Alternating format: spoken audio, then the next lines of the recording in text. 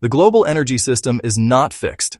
It only appears that way from a distance, a complex web of production, distribution, and consumption that seems immutable in its scale and complexity. Production, distribution, consumption. For over a century, this system has been built upon a foundation of finite resources, intricate supply chains, and geopolitical agreements designed to maintain a delicate yet persistent balance. The flow of power from centralized plants through vast networks of transmission lines to our homes and businesses is a daily miracle of engineering we take for granted. This entire structure, however, is predicated on long-established technological constants and economic assumptions that govern how energy is valued, traded, and utilized across the planet. This perceived stability masks a deep vulnerability to disruptive technological shifts. A single breakthrough in a core component can send cascading effects through the entire apparatus, challenging every assumption upon which the system was built. The consequences would first ripple through financial markets and energy grids, altering the fundamental economics of power generation. Next, they would impact global trade routes and the strategic value of resource-rich nations, redrawing maps of geopolitical influence. Finally, these changes would reshape the very infrastructure of our cities and the daily lives of billions of people, creating a new, unfamiliar equilibrium. The current state of solar technology serves as a perfect example of this fragile balance. Today's commercial solar panels operate with an efficiency hovering around 20 to 23%, a figure that has improved incrementally over decades of painstaking research and development. This predictable rate of progress has allowed industries, governments, and investors to plan for a gradual, manageable energy transition. Entire economic models, subsidy programs, and infrastructure projects are based on this specific efficiency range. It dictates the physical footprint of a solar farm, the cost per kilowatt hour, and the payback period for any given installation. This number is not just a technical specification, it is a foundational pillar of the modern green economy. Imagine then that this cornerstone is not just chipped, but instantly replaced. A sudden leap in efficiency would invalidate decades of economic projections and strategic planning in a single stroke. The slow, predictable march of progress would be replaced by a frantic, chaotic sprint. The carefully constructed models that balance supply, demand, and cost would be rendered obsolete overnight. What was once seen as a supplemental power source would suddenly possess the potential to become the dominant one, not over the course of a generation, but in a matter of months. This is not a story about gradual change.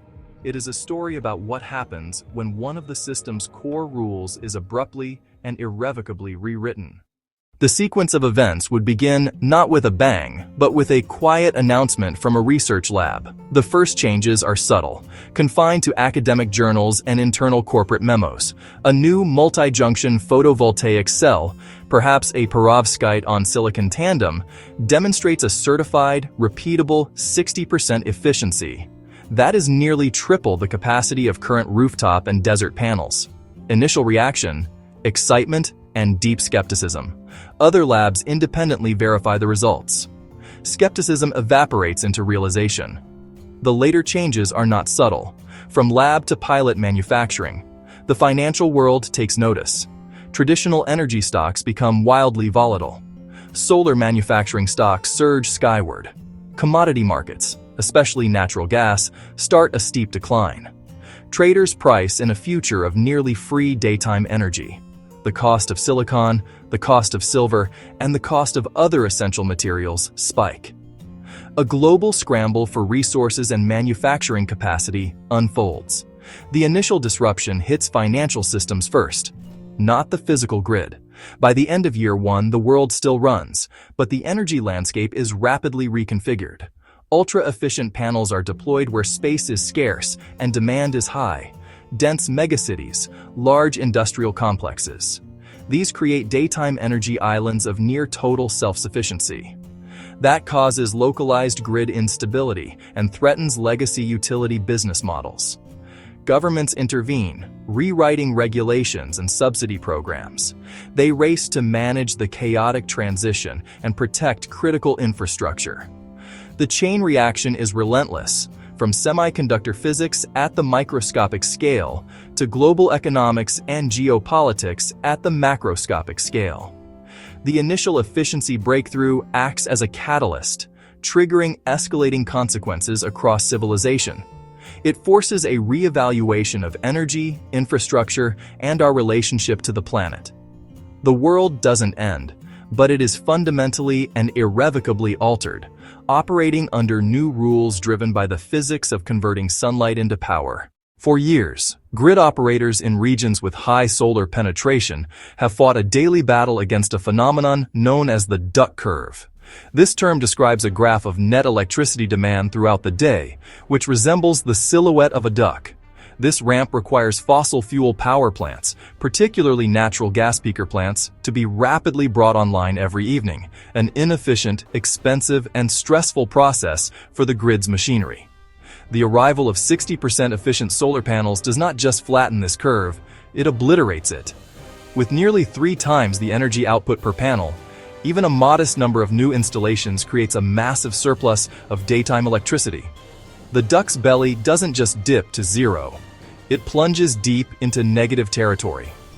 For the first time on a massive scale, the grid is not trying to meet demand, but is actively struggling to absorb an overwhelming oversupply of virtually free energy. Grid operators are forced into a state of reverse dispatch, paying large industrial consumers to increase their electricity usage, or, more drastically, ordering conventional power plants like nuclear and coal to disconnect from the grid entirely during daylight hours, a process they were never designed for. The most immediate and visceral consequence of ultra-efficient solar is the catastrophic collapse of wholesale electricity prices. In energy markets, the price is set by the most expensive generator. With 60% solar, the marginal cost of energy for most daylight hours drops to near zero. This price crash sends shockwaves through the entire energy sector, beginning with the owners of fossil fuel assets. The value of natural gas power plants, once seen as a flexible and essential bridge fuel, evaporates overnight. Coal-fired power plants, already struggling economically, are rendered completely insolvent. A wave of bankruptcies sweeps through the traditional utility sector as companies heavily invested in carbon-based generation find their primary assets are now worthless, unable to compete with zero marginal cost sunlight.